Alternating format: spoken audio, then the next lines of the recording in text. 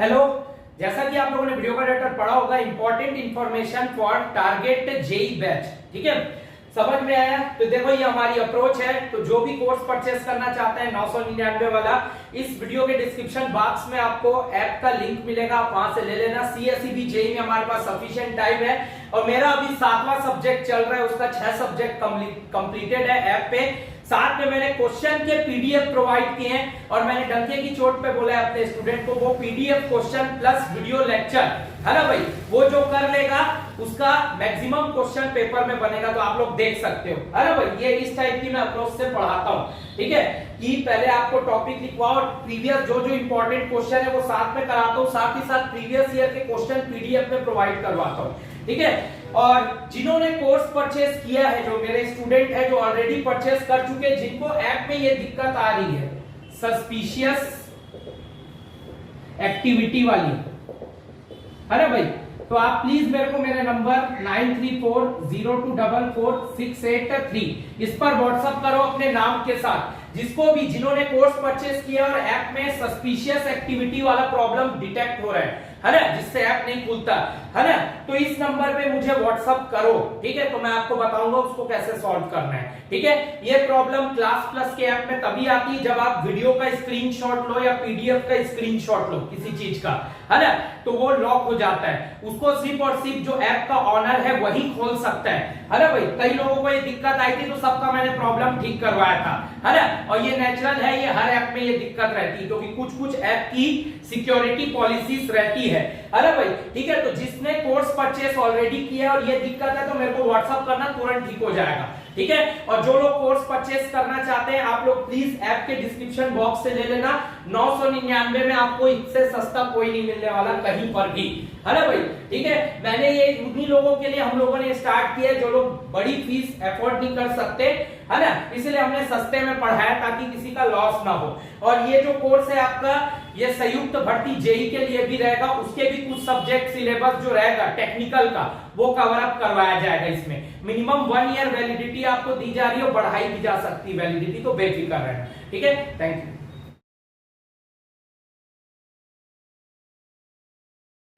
मतलब ये किसका क्वेश्चन है? बाइफरकेट वाला आ गया, वाई जंक्शन आ गया, ब्रांचेस की बात आ गया, मतलब क्या है, law of conservation of mass का क्वेश्चन है। ठीक है, तो आप फिगर बना लो अपने समझने के लिए। ये आपकी मेन पाइप थी, ये इस जंक्शन पे बाइफरकेट हुई 2 ब्रांचेस पे और इसी जंक्शन को बोल रहा है वाई जंक्शन। ठीक है, जो मैंने आपको अभी थोड़ी देर पहले जिन्होंने कोर्स परचेस किया है उन्होंने देखा है इसका मेन वीडियो में, है ना भाई। मैंने आपको बताया law of conservation of mass क्या होता है, समझ में आया? तो देखो ये बाइफरकेट हुआ 2 पार्ट में। ठीक है, अब क्या है, पाइपलाइन 60 सेंटीमीटर इन डायमीटर, तो ये आपकी क्या है, मेन पाइपलाइन है 60 सेंटीमीटर की। ठीक है, समझ में आया? और मान लो इसका डिस्चार्ज है आपका Q1। ठीक, समझ गए? At Y junction into 2 branches 40 centimetre and 30 centimetre in diameter.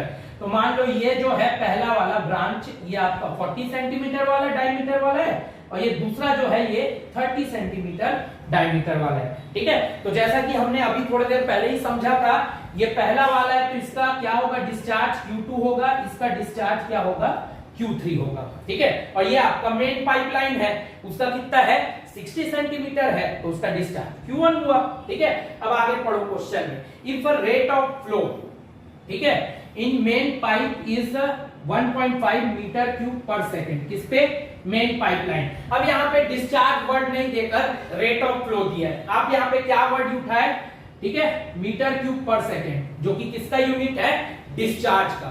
ठीक है, तो आपको क्या दिया, बेसिकली मेन पाइपलाइन, और ये जो Q1 है यही तो आपकी मेन पाइप है ना, ये आपका मेन पाइप है और ये उसकी ब्रांचेस है, सिंपल। ठीक है, तो मेन पाइप पर जो डिस्चार्ज है वो 1.5 मीटर क्यूब पर सेकेंड है। तो आपको क्या दिया हुआ है, ठीक, क्वेश्चन में ये आपको Q1 की वैल्यू दी हुई है कितनी, 1.5 metre cube per second.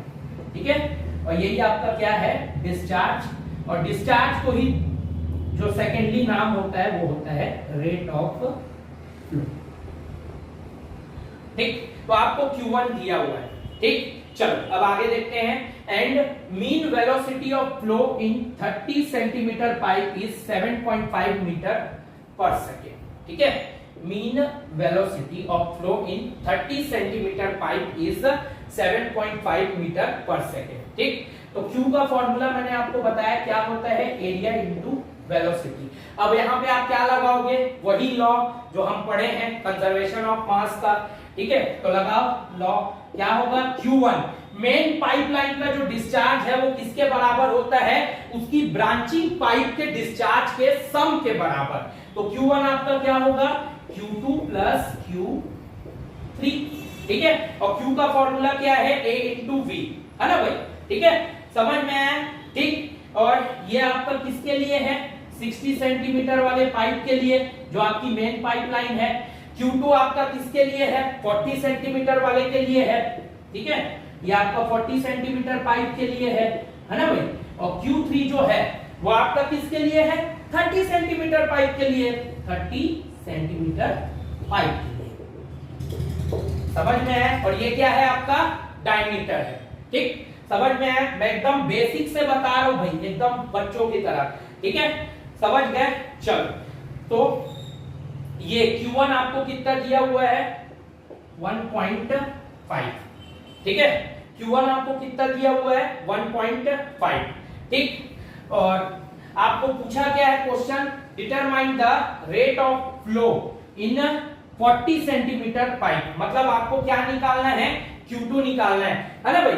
Q2 यानी 40 सेंटीमीटर पाइप पे डिस्चार्ज निकालना है। तो 1.5 इज इक्वल टू, अभी मैं इसको छेड़ नहीं रहा हूं, Q2 का Q2 रहने दो, प्लस Q3, है ना भाई। ठीक है, मैं ये Q3 को इधर ट्रांसफर कर देता हूं। Q2 इज इक्वल टू क्या हो जाएगा, 1.5 माइनस Q3। अब देखो ये ट्रिक है छोटा सा।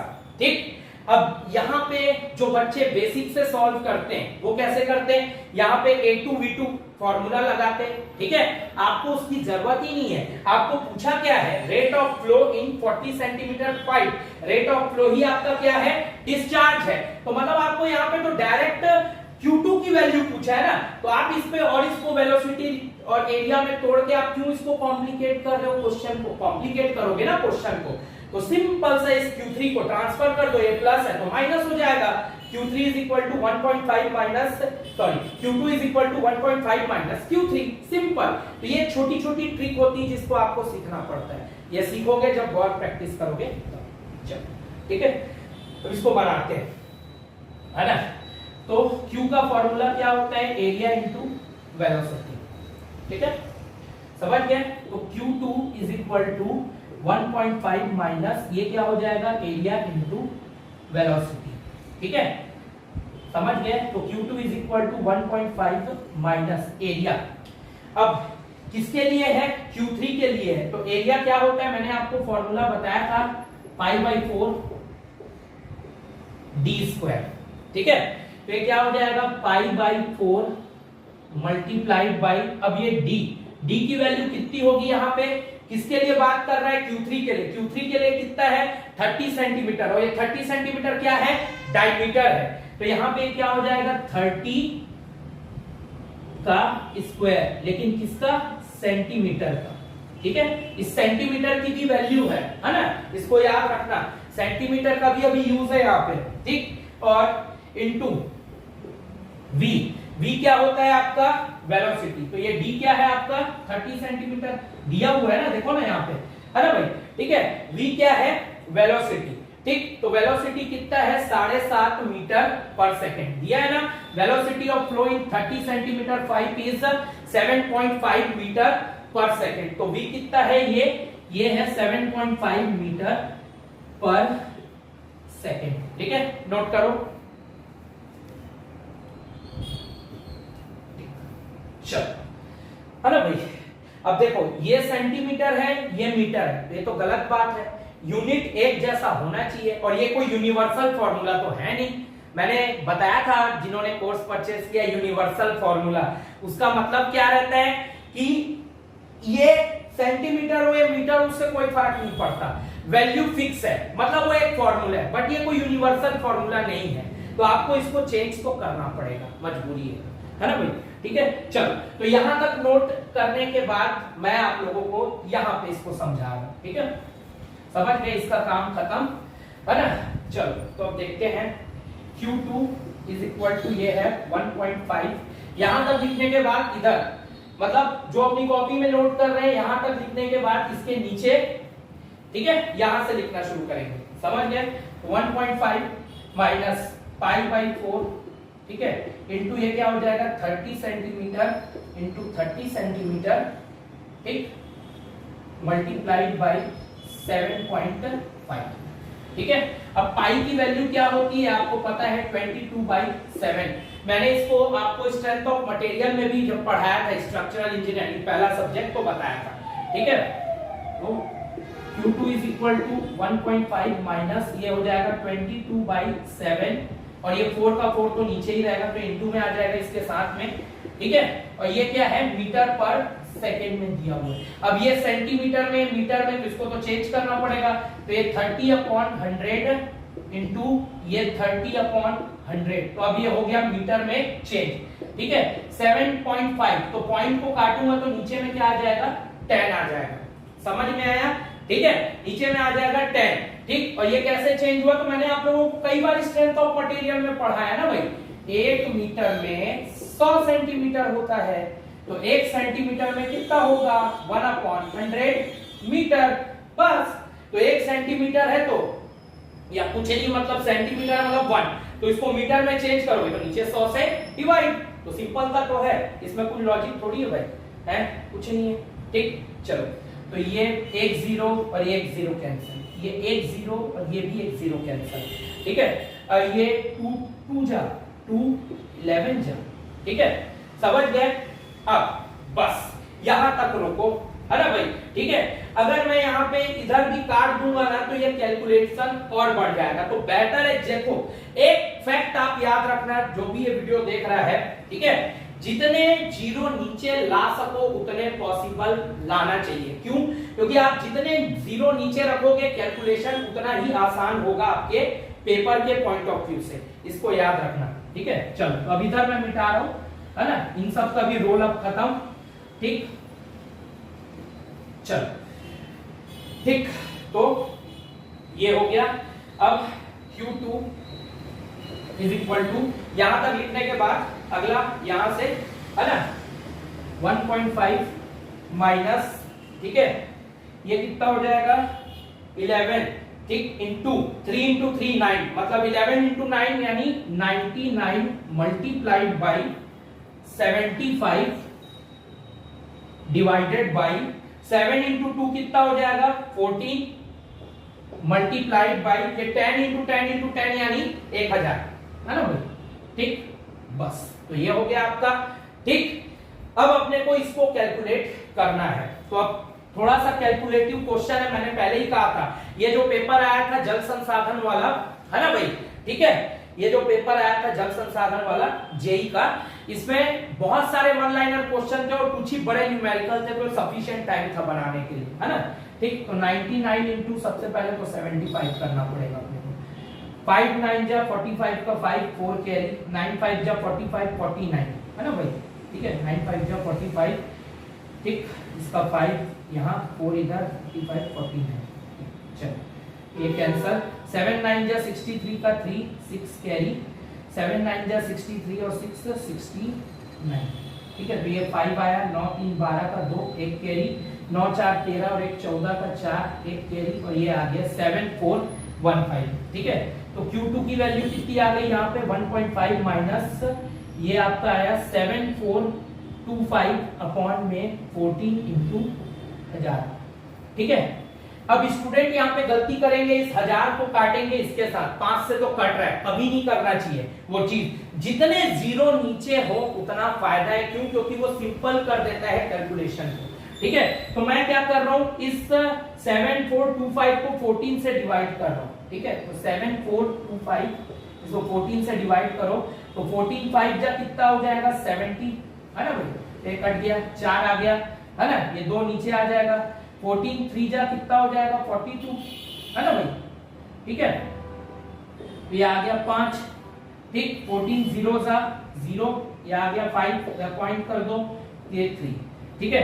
तो क्या है ये Q2 इज इक्वल टू, ये आएगा 1.5 माइनस कितना आया 530.3 अपॉन में ये 14 से हमने तो डिवाइड कर लिया है ना, तो बचेगा क्या 1000। अब मैं 1000 से डिवाइड करूंगा इसको, तो Q2 की वैल्यू कितनी आ जाएगी 1.5 माइनस, इसको अगर मैं 530 को 1000 से डिवाइड करूंगा तो ये आ जाएगा 0.53, और अगर मैं इसको माइनस करूंगा 1.5 माइनस 0.53 करूंगा तो ये करीब करीब आएगा 0.97 मीटर क्यूब पर सेकेंड, ठीक है। कौन से ऑप्शन में भाई, ऑप्शन नंबर डी, और यही आपका करेक्ट आंसर था, ठीक है। तो ये डिस्चार्ज था या रेट ऑफ फ्लो था किसमें 40 सेंटीमीटर पाइप पर था, ठीक है। तो ये क्वेश्चन आया था जल संसाधन जेई का, इसमें कुछ खास था नहीं, सिंपल सा law of conservation of mass का फॉर्मूला लगाना था, बस थोड़ा सा कैलकुलेशन था, कैलकुलेटिव था, लेकिन समय के हिसाब से भी 3 घंटे का पेपर था और मैक्सिमम उस पेपर में 1 लाइनर क्वेश्चन आए थे जल संसाधन वाले में, तो सफिशिएंट टाइम था आपको बनाने के लिए, ठीक है। तो आई होप आपको समझ में आया होगा law of conservation of mass से क्वेश्चन कैसे आते हैं पेपर में, ठीक है, और उससे थ्योरी क्या आएगा वो भी मैंने आपको बता दिया। अब अपन देखते हैं कंटिन्यूटी इक्वेशन, ठीक है, लास्ट टॉपिक आपके इस हाइड्रो जो है काइनेमेटिक उसका, तो इसको अब मैं मिटा रहा हूं, है ना, आप लोग नोट कर लेना।